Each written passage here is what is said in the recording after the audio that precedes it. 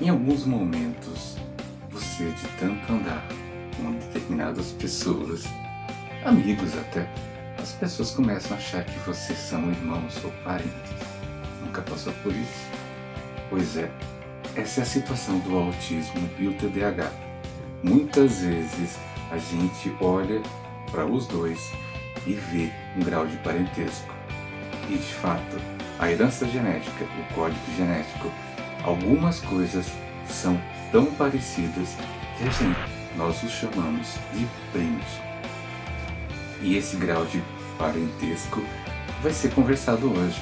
E você que tem TDAH, ou você autista que tem TDAH e vice-versa, talvez se sinta contemplado nessa conversa. Então, vamos lá?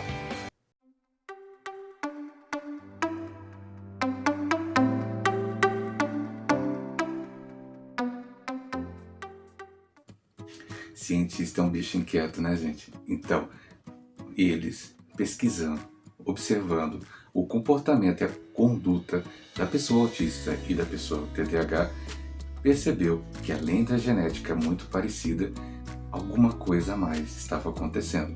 80% das pessoas autistas tinham o TDAH e 14% das pessoas TDAH tinham algum traço autístico. Então, começou a ter conflito no diagnóstico. De tão parecidos esses primos, muitas vezes o diagnóstico ficava confuso e complicado. Por quê? Porque algumas características que são bem peculiares do autista eram vistas também no TDAH e vice-versa.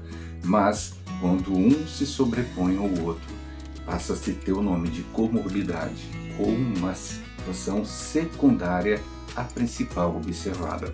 Então, seu filho ou sua filha pode ser sim TDAH e autista. E também, que nem a gente falou, há uma chance gigante, cerca de 80% de seu filho, se ele é autista, seu filho ou sua filha ser autista, há uma chance de 80% dele também ter o TDAH.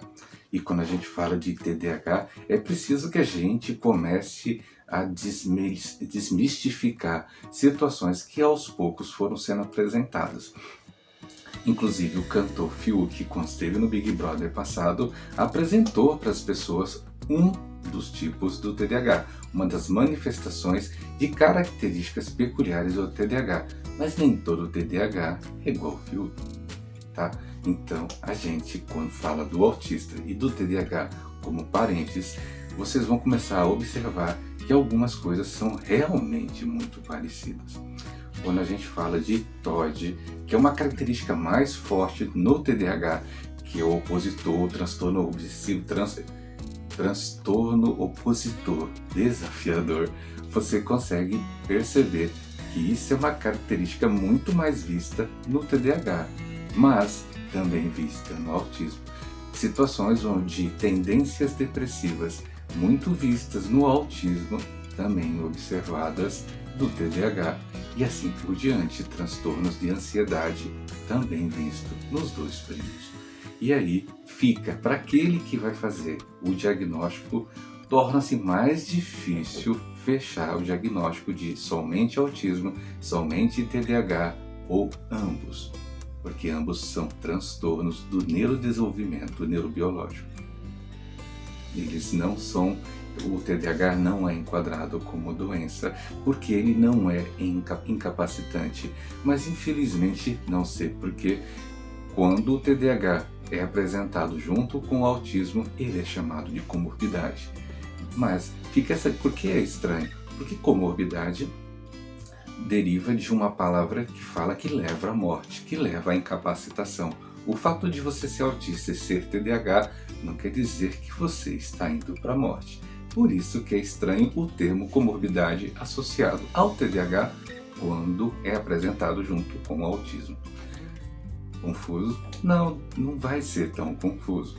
Então vamos conversar por partes. Primeiro, desmistificar um conceito que tem sido criado durante muito tempo, tanto do autismo quanto do TDAH.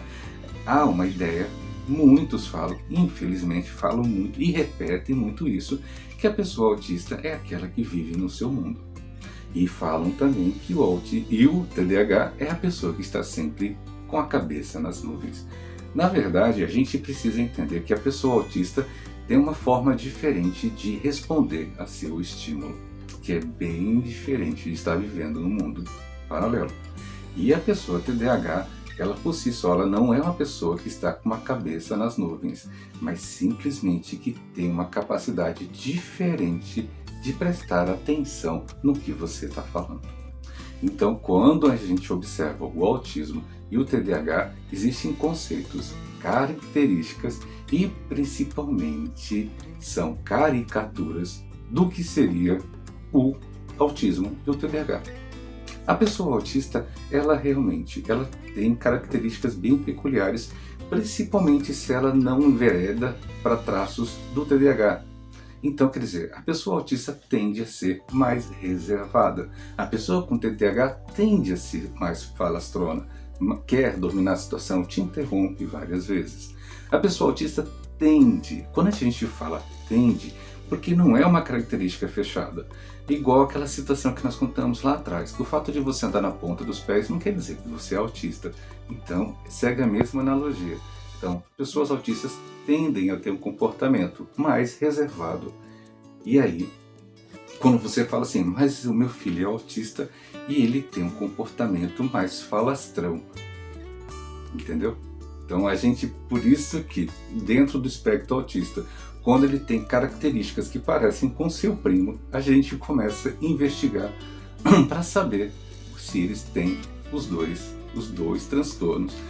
E aí, isso o que muda bastante no procedimento terapêutico, porque de repente, como se seu filho tem traços do TDAH, há uma possibilidade grande dele também em algum momento ter TOD. TOD, que é o transtorno opositor desafiador, que é uma característica muito peculiar, principalmente nos meninos, que é diferente de marra, de birra e de criança mal educada. Na verdade, o transtorno faz com que ele fique desafiando o tempo inteiro os pais, ou qualquer um. Então, o autista tende a ter uma postura um pouco mais tranquila, não passiva, a essas situações de negativa, exceto quando é rompida a rotina. Mas o TDAH, com a aproximação desse primo raivoso chamado TOD, ele tende realmente a desafiar qualquer tipo de comportamento. E aí você começa a enxergar, será que meu filho autista tem TDAH? E aí você também pergunta, gente, mas será que é TDAH mais TOD?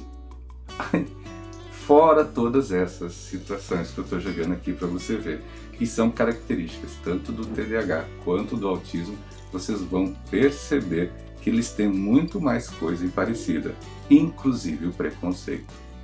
A gente fala, e isso deixa esse alerta para todo mundo, que crianças tanto autistas como TDAH sofrem muito na escola, porque tanto autistas como os TDAHs, eles sofrem bastante com as relações sociais. O TDAH por ter um comportamento de chamar a atenção para si e o autista para não querer vê-lo.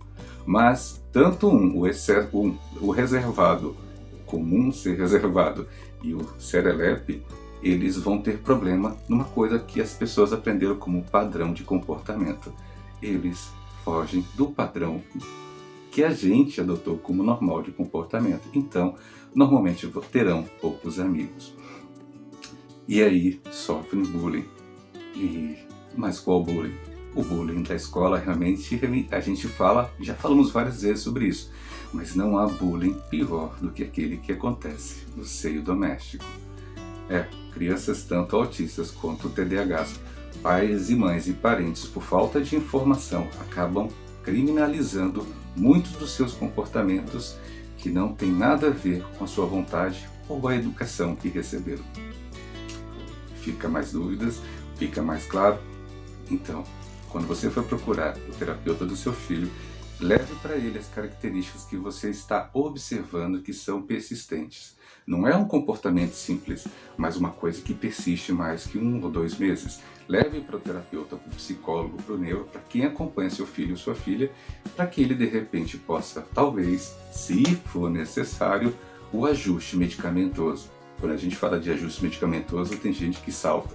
Mas, gente, desculpa, não é todo mundo, não é todo autista ou TDAH que consegue ficar sem o medicamento. Alguns, infelizmente, é necessário para que ele possa conseguir controlar os seus próprios impulsos. Tudo bem? Autismo e TDAH realmente são muito parecidos e talvez agora você esteja enxergando no seu filho algum grau de parentesco com alguém. Tudo bem? Até a próxima.